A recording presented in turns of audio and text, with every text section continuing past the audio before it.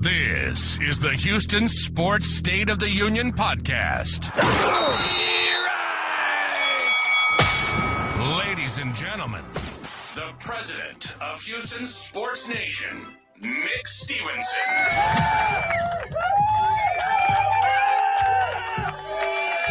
My goodness, thank you so much, and please be seated, my fellow Houstonians. Welcome to this Houston Sports State of the Union address for the week of September 21st. I am the self-appointed president of Houston Sports Nation, Nick Stevenson. As always, there's a million different things you could be doing this evening. If you chose to spend a little bit of time with me, I really appreciate it. Once again, was dealing with some technical difficulties, so I have switched, tried to be adaptable, and I switched over to a Restream Studio production, and hopefully it won't matter because the content of the show will be so good that that's all that's going to matter to you. We have a lot to talk about today. Is Houston cursed? The Astros are on the verge of missing the playoffs for the first time since 2016. The Houston Texans are in absolute shambles. And the Houston Rockets got some really bad news yesterday about Fred VanVleet. Is there hope for Houston sports at all? We will discuss this. Listen, before we get into it, I want to thank you guys so much for tuning into this show. Let me remind you of the ways that you can continue to support. One of them you're doing right now. You watch, you listen, you share with your friends and family. Tell them to subscribe, like, follow wherever they get their podcast fix. Follow me on all the socials. If you have a hard time finding them, don't worry. I will put a link in the description of this video that you're watching or this audio that you're listening to. Also, I do have affiliate links in the description as well. If you guys want to buy some Houston sports fan gear, I have Amazon affiliate links to different H-Town teams. If you use one of my affiliate links to purchase any of your gear, then I'll get a little bit of change from that. That's another way to support the show financially. Another way to support me is to please support my other projects. I have several projects going on right now. One of them being this show, the Houston Sports State of the Union podcast. I'm trying to divide that up into a couple of segments. I would like to do individual states of the union. I'm going to call those press briefings. I've done a couple of those already. Please check out my Houston Texans podcasts. The first one is the Twin Toros. That's over on Ruben Calvillo's channel. That's 713 Houston Sports. It's at 713 Houston Sports 9 is the YouTube channel you're looking for. I also have it saved as a playlist on my YouTube channel. So if you're following Houston Sports State of the Union podcast, you can easily get Twin Toros. Another brand new show that is on my channel is Texans Bloodline with me and my co-host Skara K. She is a brand new Houston Texans fan. I know it's got to be pretty brutal for her. This is her first season following the Texans, cheering for the Texans. It hasn't been that great, but it's really cool to chronicle the journey of somebody who's falling in love with this team for the first time. Although I don't know how much love she's feeling for this team right now, but it's part of the process. Anybody who's followed and cheered for the Houston Texans since their inception, you know the heartbreak comes with this business. So guys, please check out that show. I'll also be doing game day watch parties on Sundays. If I'm not doing it from my home, it's because I'm either one, at my other job, or two, maybe I'm doing a watch party live somewhere in your neighborhood and you guys can be chilling out with me in person.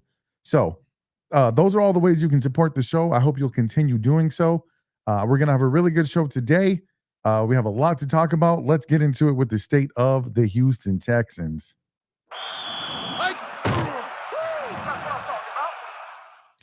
Okay. My goodness, where do we start?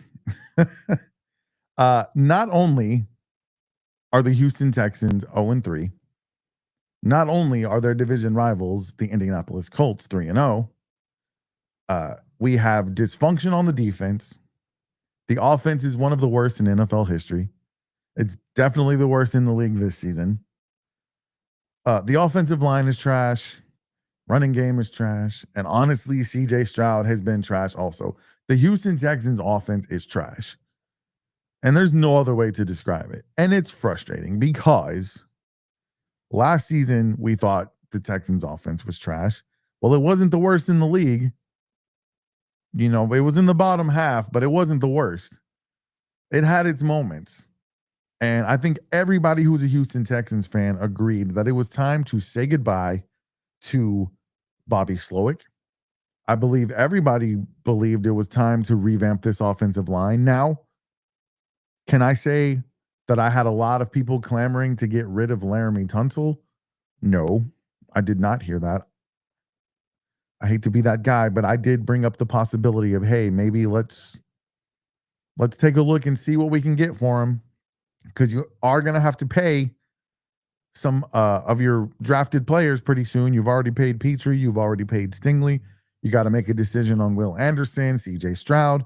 And so having one of the most expensive left tackles in the game, to me, as far as the future is concerned, you had to start thinking about that. But as far as this season, it's clear now that the decision to get rid of Laramie Tunsil and start a rookie second-round pick and the most important position on that offensive line, other than maybe the center, definitely when it comes to passing game, the left tackle is the most important. I don't know if that was a good idea. Can you guys give me a second? I'm going to do a quick sound check. All right, sound check is good. Sorry. Just want to make sure you guys can hear me.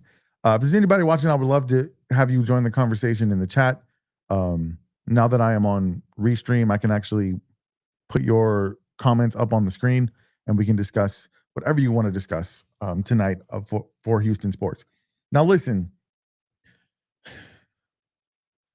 I want to give you a silver lining. You know, I tried to do that last week. I said, hey, don't worry. This team was 0-2 before, and then they went to Jacksonville and they got right.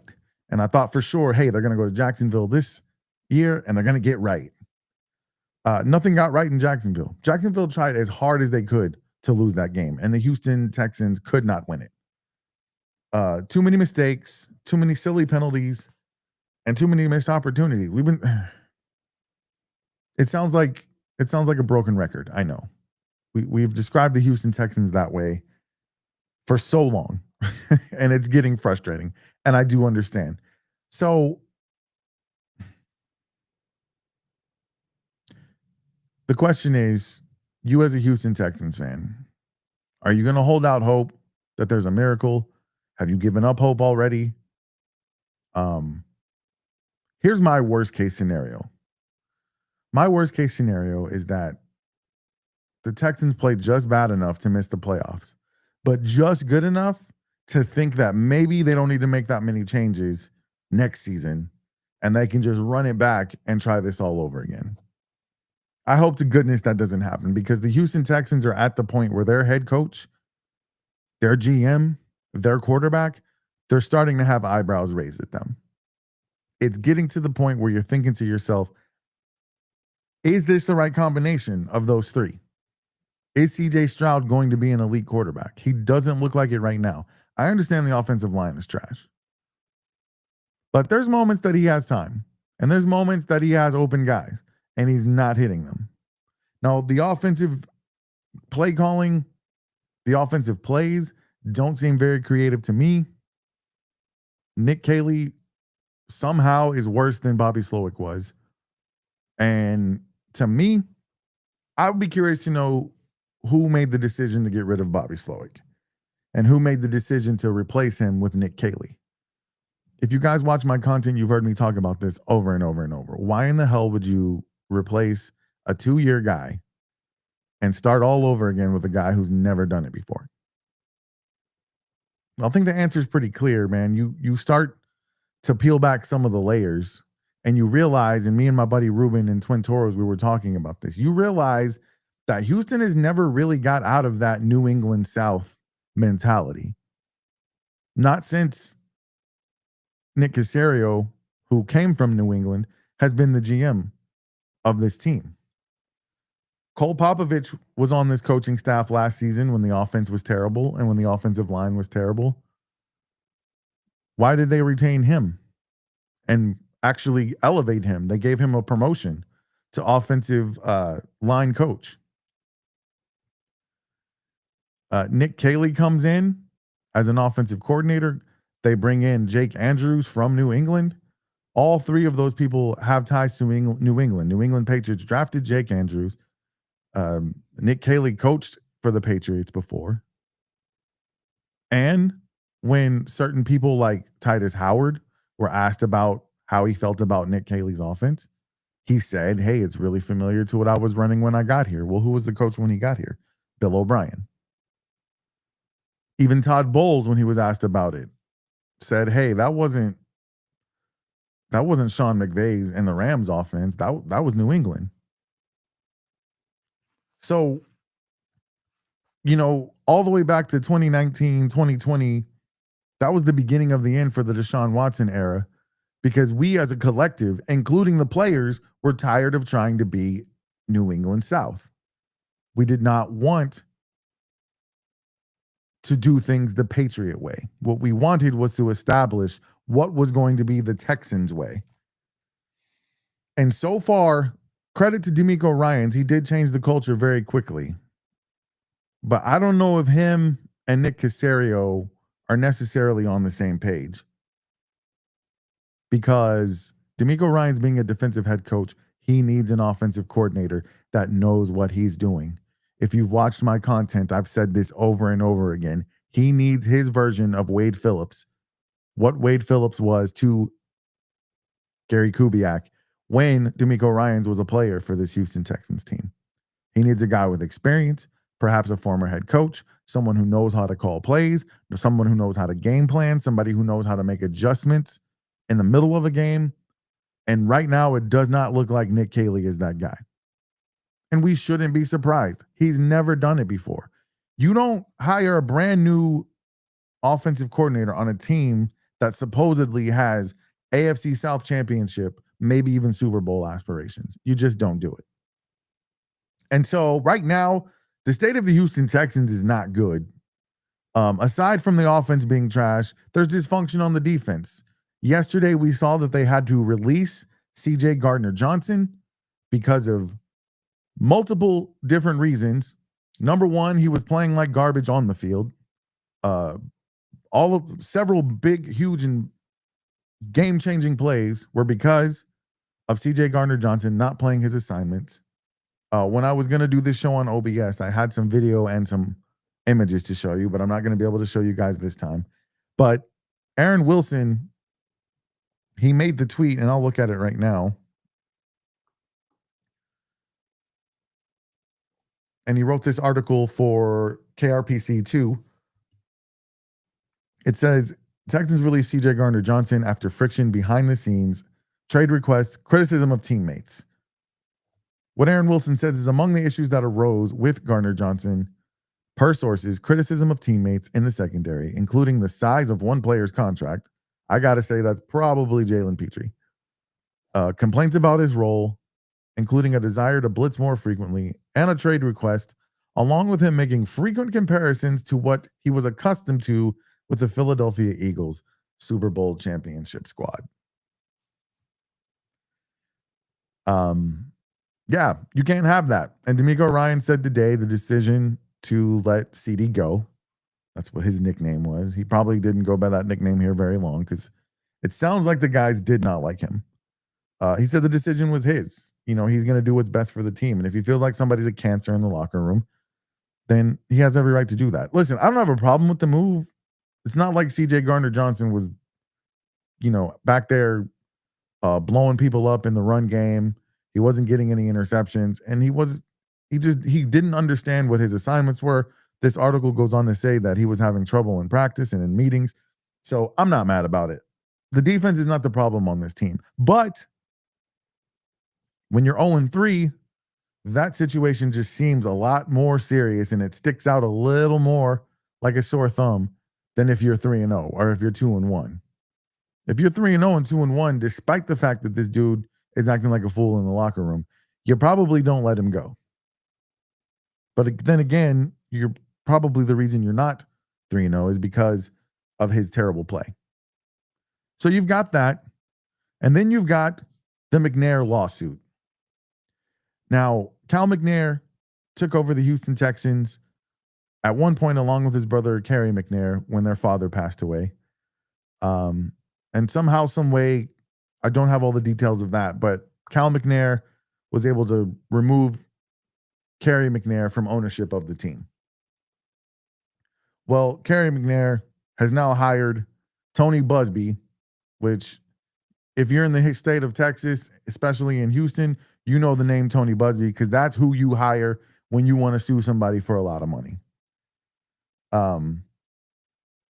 The first thing Tony Busby and Kerry McNair decided to do was to send a letter to Roger Goodell, basically asking for him to mediate the situation between Cal McNair and his brother Kerry.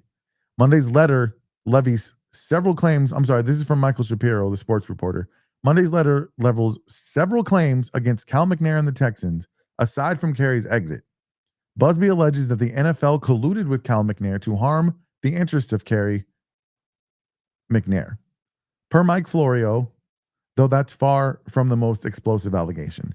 The most explosive allegation, the letter to Goodell claims that Kerry was repeatedly silenced regarding his concerns over the Texans' culpability in the Deshaun Watson sexual assault scandal. My goodness. I don't know what the result of that is going to be. The mediation deadline is already passed. It was like September 19th. As of right now, the last I checked, Kerry has not filed any lawsuits against the NFL or Cal McNair. But that's just one more thing, man. You don't want that swimming around your franchise. Not when you're trying to do what the Houston Texans are trying to do and trying to become what they're trying to become. So it's difficult, man. And the state of the Houston Texans is not good right now. It's definitely up in the air. We don't know if we're going to be talking about the Texans making a comeback this season, or we could be talking about the NFL draft in 2 weeks. Nobody knows. Where it all starts is next week at home against the against the Tennessee Titans. You got to get a win there. You cannot afford to lose that game. You go into Baltimore 0-4 and you're cooked. We might not even do this show for about the Texans for like 3 weeks until we know who they're going to get in the draft. It's kind of depressing, man, because we all expected and wanted better than this.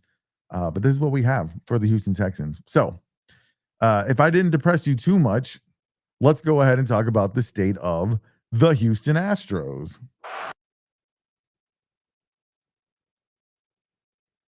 All right, that audio is not working. Of course.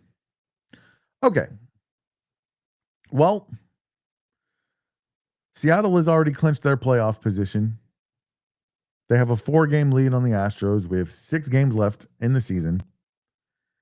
The Astros are 5-5 in their last 10, and they are 1 game out of the wild card. At this point, is anyone confident that the Houston Astros will be able to score runs on anyone's pitching in the postseason? I am not. And I'm not for several reasons, but among a few of them, like the Astros just aren't good offensively. Batting average, they're batting .316. That's 14th in the league. Okay, that's not bad. But we know that baseball is in an era that batting average really doesn't matter that much. They're only slugging .397. That's 19th. Their on-base percentage is middling at best. Let's see. Their runs per game, 4.2. That's bottom third rank. They're 24th. And they've only hit 192 home runs. That's 22 22nd in the MLB. They're just not good, man. They don't score runs. Their pitching is too shaky. Hunter Brown's been up and down. Framber Valdez has been up and down. Who do you trust on this pitching staff? It's tough, man. And here's the deal. I'm going to be completely honest with you. The only saving grace of this entire thing is that, like I said, they're 1 game out of the wild card. The team ahead of them has lost 7 games in a row. But that tells you how bad it is for the Astros. The Detroit Tigers have lost 7 straight games, and they're still ahead of them in the wild card. They've lost 9 of their last 10 games. It's bad. And I don't know what to tell you, man. The only chance the Astros really have to make the playoffs at this point is if the Detroit Tigers completely implode. I don't have right now in front of me like if they have the tiebreaker or not. But it's not good, man. But here's the thing. You guys know my stance on the Astros. Honestly, even if they don't make the playoffs, it'll literally be the first time that they have not made the playoffs since 2016. And they will have won the division.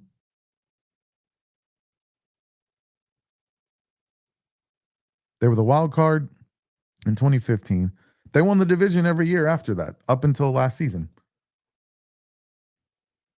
It's been a decade of greatness. Are you guys going to be able to handle perhaps a season where they don't make the playoffs? Is it going to take away your allegiance from this Astros team? For me, I'm chilling. Honestly, I expected the Astros to take a step back. I thought that their dominant run was likely over with the Kyle Tucker trade and the resources they got back. Cam Smith looks like a very promising player. There's some young, promising players on this team. Hunter Brown. I still have faith in the likes of Luis Garcia. I still have faith in the likes of Arrighetti. Who else? Christian Javier, possibly, even though I don't even want to talk about the play where he tried to field the ball. I mean, that was only one run, and I believe they scored 9 in that game. So the Astros really need to win tonight. I believe the first pitch is at 9:00, if I'm not mistaken. Let me just double check that time. Yeah, 9:05, first pitch against the Athletics, who are mathematically eliminated. And if you, the Athletics love to spoil the Astros season. They really, really do. They would love to do it again tonight. So I still have hope that the Astros can make it in on the wild card, but I don't expect them to do any damage in the playoffs, even if they get in. And that's like I said, for me, I'm okay with that just because of the wonderful decade of baseball that this team has given me. If this was the Texans with their lack of postseason success, it's a whole different conversation. But the Astros have been the bright spot of this city for the last 10 years. So I'll give them a down year or two. I'm cool with it. I'm not really tripping, to be honest with you. It is disappointing. But as I've told you guys before, man, I'm really cool on the Astros, if I can be completely honest with you. All right, really quick, we're going to do the state of the Houston Rockets. I'm not even going to try to do my transition because, let me try it. Yeah, OBS is tripping, bro. I'm going to have to get me a tech guy. I thought I was a tech guy, but apparently I'm not. All right, so the Houston Rockets, one of their most anticipated seasons in a very, very long time, just took a tremendous blow yesterday when we found out that Fred VanVleet tore his ACL and had to have surgery that will end any chance that he will play professional basketball in the upcoming 2025-2026 season. So immediately the question is, what are the Rockets going to do? Unfortunately, they're strapped for cap space. It looks like they're going to have to try to make it happen with what they got on the team. Now, the good news is they still have a really good team. Amen Thompson plays point guard pretty well. Is he going to be able to run this offense in the half court? That's yet to be seen. However, you hope, at least in the regular season, they're not having to do that very often because you want this team out and running and scoring points quickly. They have ball handlers. Aaron Holiday, Reed Shepherd. This is going to be a really important season for Reed Shepherd. Can he step up and be the guy that we hoped he was when the Rockets took him with the number 3 pick overall in the draft? That's yet to be seen too. I have high hopes because they definitely need his shooting. I think they need his. I think he has the potential to be a really good half court player, especially in the pick and roll. I've told you guys this a dozen times. He kind of reminds me of Chris Paul.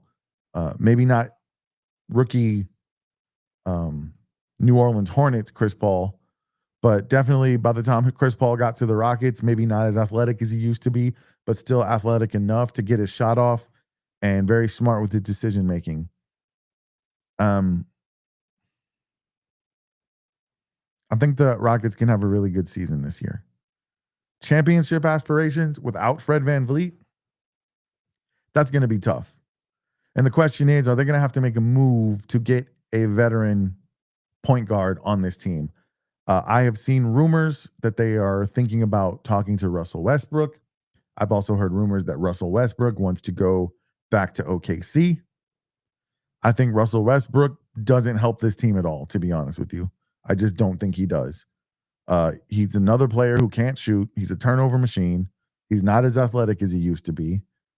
And I think he still thinks he's the guy who won MVP and averaged a triple double 3-4 years in a row. But he's not that guy. But he's still going to try to take about 15 shots a game. He should not be doing that, especially on this team. So I don't know. I know that Gary Payton II is still out there. I think he would be a perfect fit for this team. I just don't know if they can afford him. I don't know if they're going to be able to free up the cap space to sign someone like that. There's always the Malik Monk option. He still hasn't been banned from the league. If you guys don't know the situation with him, he was apparently betting on games, and we still don't have an outcome from that whole situation. But the name Malik Monk has actually come up several times in the conversation. I don't know what it's going to be. I really don't. I just know it's a huge blow losing Fred VanVleet. He was the veteran leader of the team. And one of the reasons you were okay with getting Kevin Durant in here in the first place is because supposedly he didn't have to come in and be that leader because his leadership qualities has been questioned often. And one of the reasons everybody said, it's cool. All he's got to do is come here and ball because we have Fred VanVleet. He's going to play that role. He's going to be the leader in the locker room. He's going to be the leader on the court. All KD's got to do is come and get buckets. Well, I'm assuming Fred VanVleet will probably be on the sideline when he's able to be. But that's not the same. And, Jeff Green is still going to be on the team. That's a good voice in the locker room, but he's not going to be on the court very often. So Kevin Durant may have to be a little bit more of a vocal leader on the court. I think he's capable of doing it. I'm not one of those people who thinks that he can't. It's going to look a lot different than we hoped it did. And I don't want to be doom and gloom. I think the Houston Rockets are still going to have a really good season. And I think they have the potential to make a deep playoff run. It's just hard for me to think that they're going to be able to win a championship. I mean, I thought they were behind the 8 ball on that anyway, but without Fred VanVleet for the entire season, that's going to be tough. Unless Amen and Reed Shepherd just make a tremendous leap in their game, offensively and defensively. Defensively for Reed, and then offensively for Amen Thompson. We'll see. I've seen suggestions. I know Lashard Binkley put me in a group chat with some other NBA writers. He suggested that by the time Jabari Smith is eligible to be traded, maybe the Rockets make a move with him for a point guard. I really, if you guys read the Dream Shake articles that I've written, I'm high on Jabari Smith, and I think he has the potential to have a really good season and be a really good contributor to this team as a starter. So it remains to be seen, but it just feels like Houston's cursed, man. It's been a bad week for Houston sports. But the good news is, as CJ Stroud says, the sun will rise tomorrow, and it will be a brand new day. This Sunday, I will be doing a live watch party from my home. So I hope you guys will have a chance to join me. I'll be doing it from right here. Last game, there were some people who joined the watch party who weren't able to watch the game. I had one gentleman listening in from Columbus, Ohio. So I'm just giving this thing a try, man. I'm really trying to put out some quality content, grow the channel. I have some new projects that I'm working on. And I appreciate you guys so much if you took the time to watch this show, whether you watched it live or you watched it or listened to it later. Thank you guys so much for supporting me. I want to remind you some more ways you can support. Like I said, one of them you're doing right now. You're listening, you're watching. Hopefully you're sharing with your friends, your family, anybody who's a Houston sports fan. Let them know that they can follow, like, subscribe wherever they get their podcasts fixed. I will have all the links to where you can find all of my shows in the description of this video. Just continue to watch and share. That is the number one way you can support me. And if you're doing that, I really appreciate it. In the description, I'll also have some affiliate links. And then, like I said, guys, just support my other projects, the Twin Toros, Texans Bloodline, Game Day Watch Parties. I'm going to be putting out some more shorts. So if you guys can just like and share my content, that is the number one way to support me. And I appreciate you guys so much. I did not put my outro video on here. I had to put all this together in just a few minutes because of all my, because of all of the technical difficulties. But I'll tell you what I'm going to do. I'm going to let you guys go. I love you. I'm going to see you guys for the game watch party on Sunday. In the meantime, you know what I want you to do. I want you to stay 10 toes down for the for the Houston Astros, for the Houston Rockets, and the Houston Texans. I love you guys. You have a good night. This has been the Houston Sports State of the Union podcast, hosted by Nick Stevenson.